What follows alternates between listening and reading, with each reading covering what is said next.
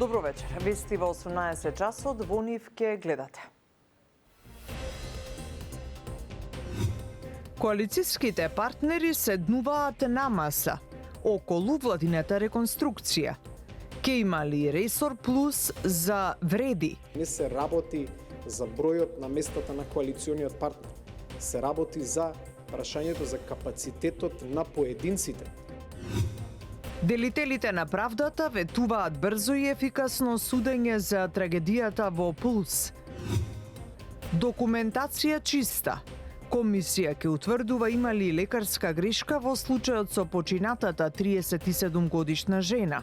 Не се констатирани недостатоци во надлежност на Државниот санитарен и здравствен инспекторат. И затвореници биле на платен список во комунална. Ке поднесам докази, вели Ѓоргиевски. Треба да има и командна одговорност на оној кој што сето тоа го потпишува. За 10 дена десетици затруени со отровни печурки. Лекарите со апел да не експериментираат.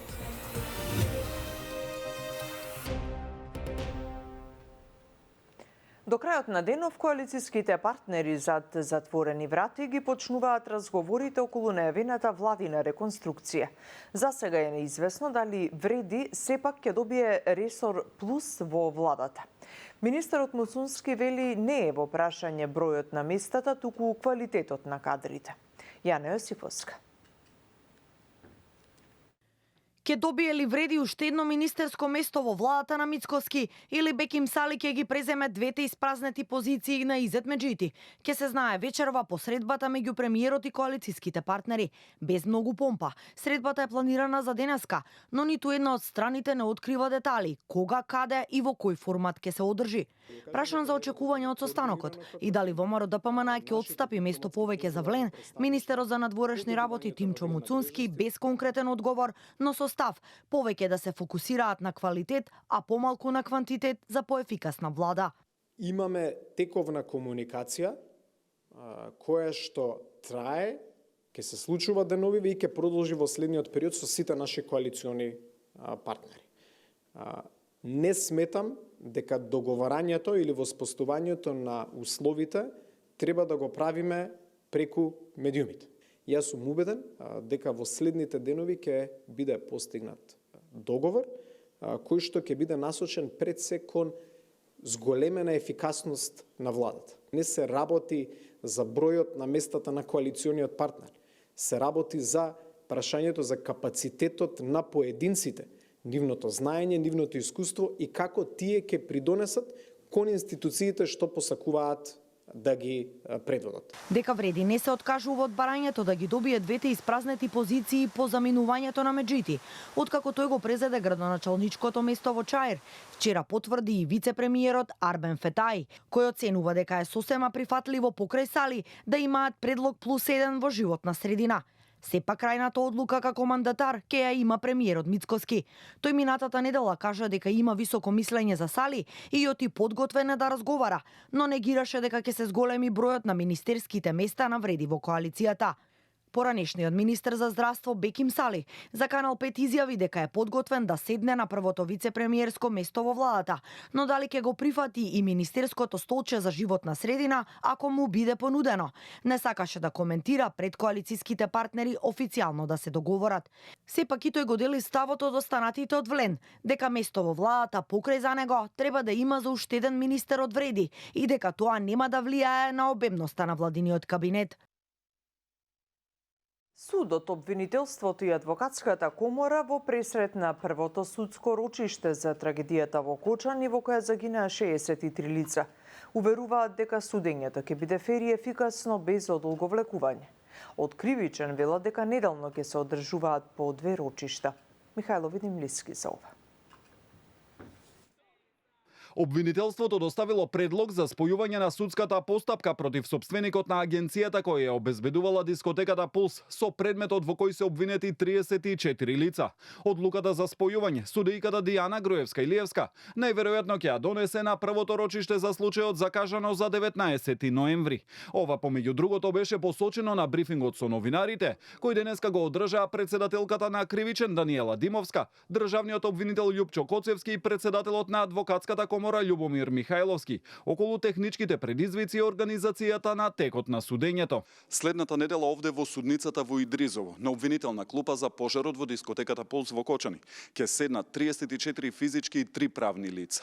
Станува збор за еден од најкомплицираните предмети, со оглед на големиот број на оштетени лица, но и сензибилитетот на предметот и јавниот интерес. Освен на 19, судот закажа уште 6 рочишта за до крајот на овој и почетокот на следниот месец. Председателката на Кривичен Димовска очекува дека како суд ќе се соочат со многу предизвици. Сакаме да обезбедиме фер постапка која ќе зависи од повеќе страни, вклучително и обвинителството, одбраната и медиумите. Основниот кривичен суд ќе преземе се што е неопходно за да се обезбеди што е можно побрзо и поефикасно судење. И од адвокатската комора сметаа дека на адвокатите ќе им се обезбедат добри услови, но и порачуваа дека нема да дозволат прекршување на законот за кривична постапка. Транспарентна постапка очекува и републичкиот обвинител Љупчо Коцевски. Досега прибраниот доказен материјал е обемен и сигурен сум дека постапката ќе биде ефикасна. Одлуката за проширување на обвинителскиот тим е донесена со цел да се овозможи ефикасност на постапката, која очекувам да биде транспарентна. Обвинителите истрагата ја водеа по сектори, па на судењето ќе доаѓаат согласно делот од доказите што ќе се изведува. Дека очекуваа да се открие вистината и да се обезбеди правда за младите животи што беа загубени во трагедијата. Претходно порача и родителите и семејствата на жртвите. Пред почетокот на судскиот процес, тие в сабота во Скопје ќе излезат на марш за ангелите, кој ќе започне во 12 часот и 5 минути на плоштад Македонија, од каде што ќе продолжи пред собранието, а ќе заврши пред кривичниот суд.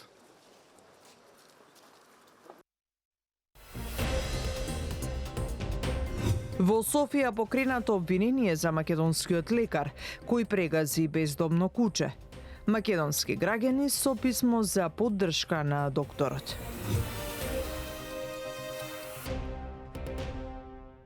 Градоначалникот Ѓоргиевски најавува дека доказите за незаконското работење ќе ги достави до обвинителството.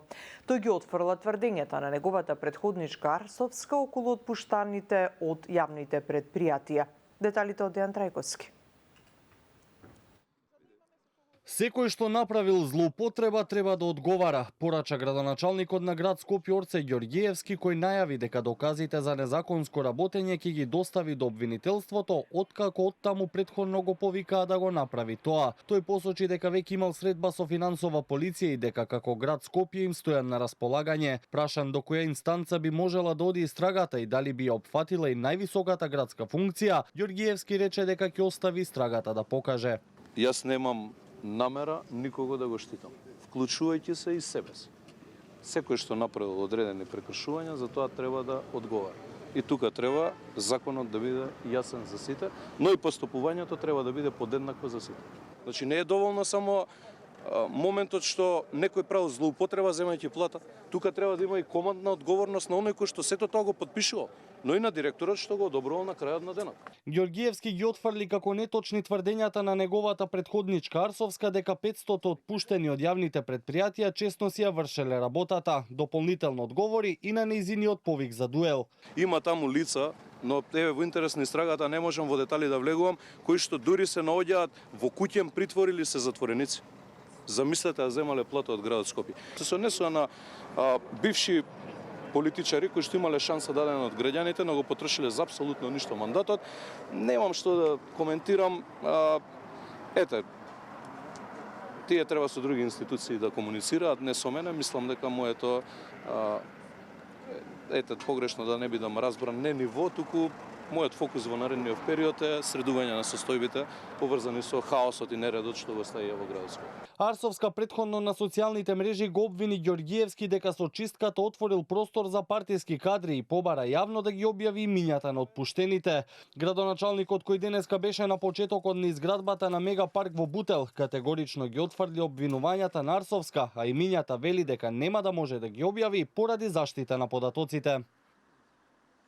Медицинската документација е чиста, но стручна комисија ќе утврдува имало ли лекарска грешка во случајот со починатата 37 годишна жена по 2 извршени операции на дигестивната клиника, за кој објави Канал 5.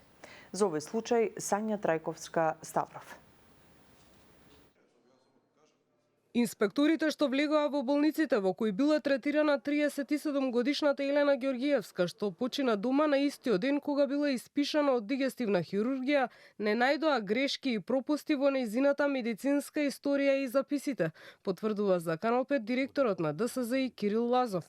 Тој вели дека инспекторите влегле и на гастроентерохепатологија и на дигестивна, бидејќи подолг период сега веќе починатата млада мајка била хоспитализирана токму во овие клиники. Иако не нашле пропуст од нивна надлежност, инспекторатот бара министерот да формира комисија од стручни лица, што ќе го проследи патот на лекување од медицински аспект и ќе може да даде заклучок дали при третманот имало лекарска грешка или не. Испишана на 1.11.2025 година во добра општа состојба со уреден локален наод и даден совет за терапија и хигиено-диететски режим. При воредните инспекцијски надзори не се констатирани недостатоци во надлежност на Државниот санитарен и здравствен инспекторат. Поднесена е иницијатива до Министерот за здравство за формирање на комисија за стручен надзор над работата на здравствените работници кои учествувале во лекувањето на пациентката. Директорот на дигестивна хирургија доктор Огнен Костовски за Канал 5 вели дека имало стручен колегиум внатре во самата клиника кој веќе го разгледувал постапувањето на хирурзите што ја оперирале пациентката, која пак била диагностицирана со автоимуна Кронова болест, хронична воспалителна состојба на цревата која може да влијае на било кој дел од дигестивниот тракт. Директорот Костовски вели дека иницирал и комисија за дисциплинска постапка. Станува збор за изолиран случај по кој ќе се постапува. Ќе ги почекаме сите извештаи и ќе се формира комисија за дисциплинска постапка, која според формално правните регулативи не ми дозволува лично да бидам инволвиран бидејќи сум директор. Комисијата ќе биде сочинета од тројца лекари, двајца од нив од медицинскиот факултет.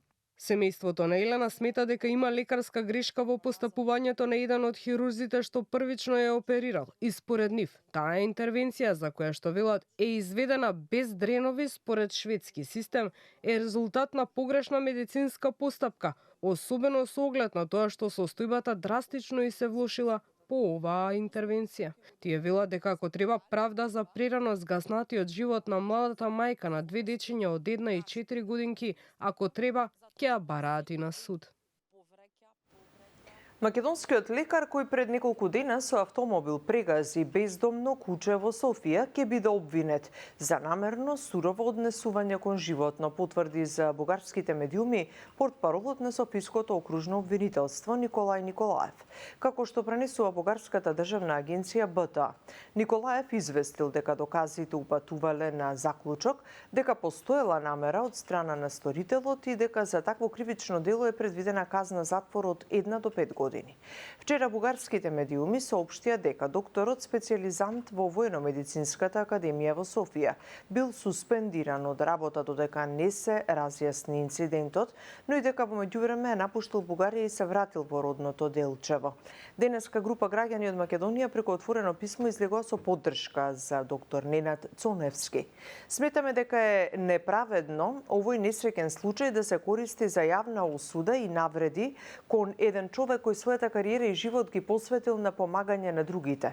Се вели во писмото во кое се потенцира дека станува збор за признат и угледен доктор кој својата хуманост ја покажал и во трагедијата во Кочани, помагајќи во транспортот на повредените и донирал крв и со финансиски средства за повредените деца низ цела Бугарија.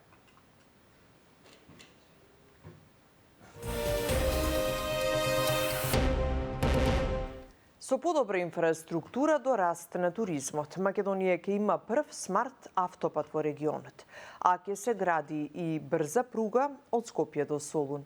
Маја Стојановска. Минатата година низ автопатот е 75, поминале над 10 милиони луѓе, а целта на владата, како што посочи вице-премиерот и министар за транспорт и врски Александар Николовски, е максимално да се искористи потенцијалот на коридорот, а со тоа да се задржат што повеќе туристи кои транзитираат преку земјава. За таа цел Николовски најавува воведување интелигентни транспортни системи, со кој автопатот Е75 ќе стане прв смарт автопат во регионот, а проектот се очекува да се реализира идната година.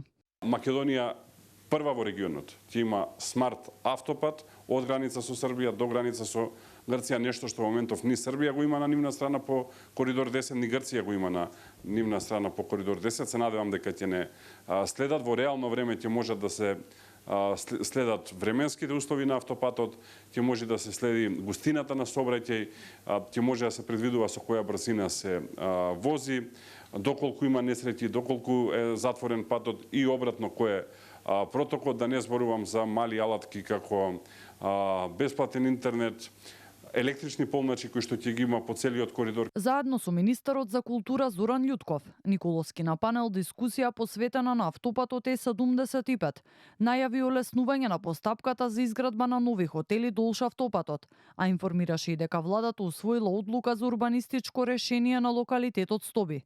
Министерот за култура Зоран Љутков пак додаде дека ќе бидат поставени и дигитални табли, кои ќе ги насочуваат туристите кон културните содржини и локалните бизниси во земја.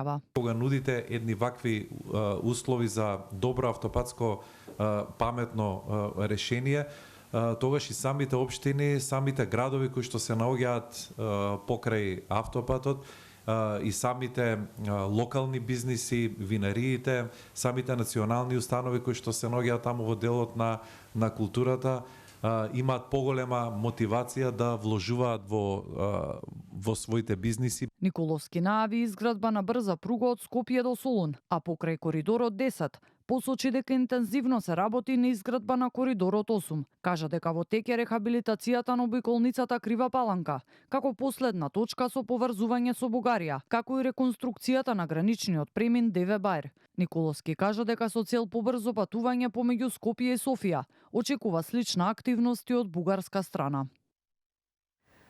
Политиката не треба да се меша во работата на историската комисија. Шефот на дипломатијата Муцунски не сака да ја коментира изјавата на Ангел Димитров, кој оцени дека има застој во работата на Македонско-бугарската историска комисија.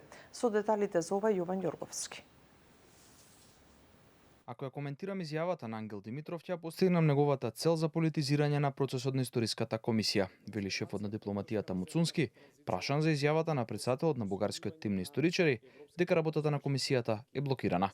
Муцунски нагласи дека политиката нема право да се меша во академската слобода, а историската комисија треба да носи заклучоци врз основа на научни методи. Додаде дека веројатно постојат различни толкувања за одредени состојби од двете страни на границата, но повтори дека академските представници независно ги водат разговорите. Ниту имаме направено притисок, ниту имаме направено влијание, нешто што за жал се случуваше во минатото, за кое што имате сведоштва од членовите на комисијата во тоа време.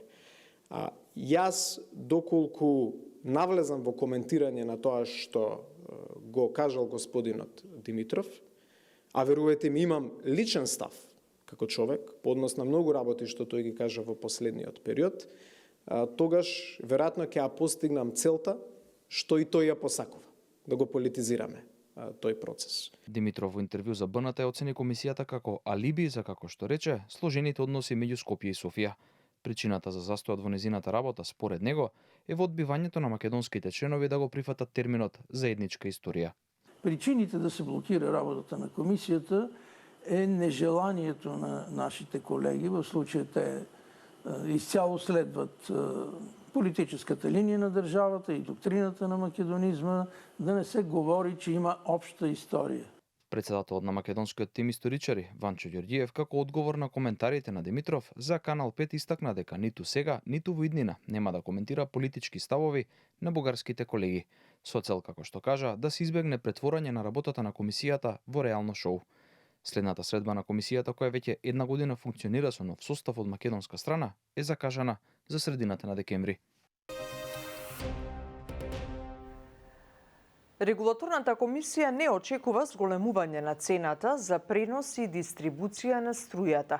Ке пораснат ли сметките за струја од 1 јануари? Повеќе од Сандра Спасовска.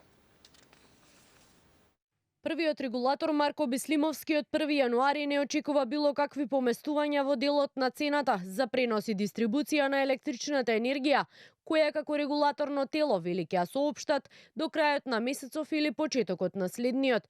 Во однос на тоа дали ќе има промени во цената на струјата која ја плаќаат граѓаните, ќе се знае по завршување на тендерот за избор на универзален снабдувач. Беслимовски вели, согласно новиот закон за енергетика, по завршување на тендерот новата цена ќе ја соопшти Евана Хоум. Од компанијата за Канал 5 посочуваат тендерот ќе биде на 27 ноември. МЕПСО побара некое минимално зголемување од 0,67% за пренос на електрична енергија. Операторот на пазарот не ни побара зголемување, а електродистрибуција нема наведено во своето барање, имајќи во предвид дека во текот на овој месец ќе има тендер за набавка на загубите на електрична енергија, кои што имаат исклучително големо влијание на цената на електрична енергија. Така да кон крајот на овој месец, почетокот на следниот, ќе ги знаеме цените. Од операторот МЕПСО уверуваат дека во континуитет инвестираат во преносната мрежа со цел да се овозможи непрекинато снабдување со струја и во следниот период, особено во зимските месеци, не очекуваат испади од мрежа. Имаме голем број на активни проекти кои што во моментот се реализираат. Еден од нив е 110 киловолтниот далековод Прилеп-Битола. Исто така во тек е продолжување на договорот за реализација на интерконекцијата помеѓу Македонија и Албанија. И секако во исто време го очекуваме и реакторот за реактивна енергија кој што би требало да се инсталира во 400 киловолтната трафостаница Дуброво, со кој што би се довеле во нормални граници на понските прилики во нашата држава. Инаку денеска се одржа третата конференција на Марес посветена на обновливите извори на енергија, на која беше посочено дека земјава покажува одлични резултати во тој дел и дека во 2024 година за прв пат инсталираниот капацитет од обновливи извори е над 50%, а производството на електрична енергија е 40%. Од опозицијската СДСМ тврдат дека поради скандалот со ИПАРТ во мирување се над 130 милиони евра и тие предлагаат решение за деблокада. Утврдување на фактичката состојба, обемот и слабостите. Како претседател на Комисијата за земјоделство во Собранието, веќе побарав писмено детални информации за причините и обемот на оваа суспензија. Целта е јасна, да се утврди вистината, фактите и да се откријат институционалните слабости. Второ, врз база на овие наоди и извештаи, заеднички да се подготви обемен акцијски план, кој државата ќе го достави со задачи, со брзи рокови и ќе го презентира до Европската комисија. Државната изборна комисија го потврди изборот на градоначалници во општините Карпош, Брвеница и Шуто Оризари, Сотир Лукровски, Јовица Илиевски и Курто Дудуш и официјално може да ги превземат градоначалничките функции во овие општини. Заклучи Државната изборна комисија на денешната седница, откако Управниот суд ги отфрли поднесените тужби по приговорите, поднесени за начинот на гласањето и сумирањето на гласовите во овие три општини. Државната изборна комисија донесе и заклучок и дека локалните избори во Гостивар, Врапчиште, Маврово, Ростуше, Центар Жупа биле неуспешни поради неисполнет цензус и дека за тоа ќе го информираат собранискиот спикер Африм Гаши со цел распишување нови избори за градоначалник по овие 4 општини. Македонскиот јазик е неисцрпен извор на проучување и од македонските и од странските лингвисти, порача македонистите на 10-та традиционална меѓународна конференција посветена на македонскиот јазик. За ова Здравко Димитров. Почна традиционалната 10-та меѓународна научна конференција Македонскиот јазик извор на научни истражувања. Во овие 10 години ние покажавме дека македонскиот јазик е неисцрпен предизвик за проучување и од македонските, но и од странските лингвисти, изјави директорката на Институтот за македонски јазик Елена Јованова Грујовска. Таа вели дека треба да се посветиме на образованието, вклучително и на изучувањето на македонскиот јазик, од прво одделение во средно образование и на студии. Сметаме дека македонскиот јазик доволно го познаваме. Не го познаваме доволно, затоа и грешиме во јавната комуникација, во јавни настапи и така натаму. Треба уште да се реализира потребата што стои во Законот за употреба на македонскиот јазик за вработување лектори во сите установи. Со самото вработување на лекторите, сите невработени дипломирани наставници по македонски јазик, а имаат положено лекторски испит, ќе можат соодветно да се вработат и соодветно да работат. Полскиот професор по лингвистика во Краков, Макеј Кавка, вели дека македонскиот јазик е сличен со полскиот, бидејќи се во иста фамилија јазици. Тој вели дека во Полска има заинтересираност кај младите да го изучуваат македонскиот јазик, па затоа според него Македонија како држава треба да вложува во развој на јазикот. Во Краков има интерес, имам познати студенти, се контактирам со лекторката и има студенти кои сакат да учат македонски, сакат да зборуваат македонски, сакат да доаѓаат во Македонија, посебно за летната школа во Охрид, и тие се контактираат. Само треба, од мојата гледна точка, мислам, повеќе би требало да има интерес од Македонија, да се развива македонистика во Полска. Не знам, некои стипендии. На 10-та меѓународна научна конференција учествуваат научници од повеќе земји од Европа и светот. Иако на почетоците имало 30 на учесници, годинава има 85. Десетина граѓани завршиле на токсикологија во последните 2 недели по конзумирање отровни диви печурки. Лекарите алармираат луѓето да не експериментираат со берење на дивите печурки. Мирјана Мирчевска-Јовановиќ за ова. Десетина граѓани завршиле на клиниката за токсикологија откако имале оброк со диви отровни печурки во последните 10 дена. Доктор Андон Чибишев објаснува дека временските услови се идеални за диви печурки, но опасноста е што отровните, па и смртоносните, многу често може да се слични на лик и со оние диви печурки кои не се отровни. Чибишев објаснува дека ако некој јаде дива печурка и по 2 часа има силни болки во стомакот, повраќање и диареја, веднаш да замине во болница. За среќа, со печурки кои што не се смртоносни, се само отровни и после дадената терапија и третманот кај нас се пуштени на домашно лекување. Меѓутоа, ова што ние сега го говориме преку вашиот медиум, нека биде еден апел до граѓаните да не експериментираат со диви печурки. Че ако добро не ги познаваат, да не се впуштаат во експеримент, да ги пробаат, да видат дали се јадливи, затоа што сите печурки се јадливи, само некои се јадат повеќе пати, а некои само еднаш. Затоа експерименти да не се прават и да не се конзумираат печурки за кои што не се сигурни дека се јадливи. Професорот Чибишев објаснува дека има 2 вида на отровни печурки. Има печурки со краток латентен период и со долг латентен период. Со краток латентен период симптомите се јавуваат 4 до 6 часа од јадењето на дивите отровни печурки, а со долг латентен период симптомите може да се јават и по 40 часа од конзумирањето. Разликата е во тоа што овие со краток латентен период обично се поминуваат со средно тешка клиничка слика, меѓутоа со излекување, а овие со долг латентен период обично се во групата на смртоносни печурки и ние обично најмногу сме загрижени кои ќе ни кажат дека симптомите први се појавиле после 10-тиот час од конзумирањето на печурките. Во Македонија има 100 вида на отровни печурки и 10 видови на смртоносни. Чибишев објаснува дека во минатото имало цели семејства отруени со диви отровни печурки, каде имало и смртни случаи.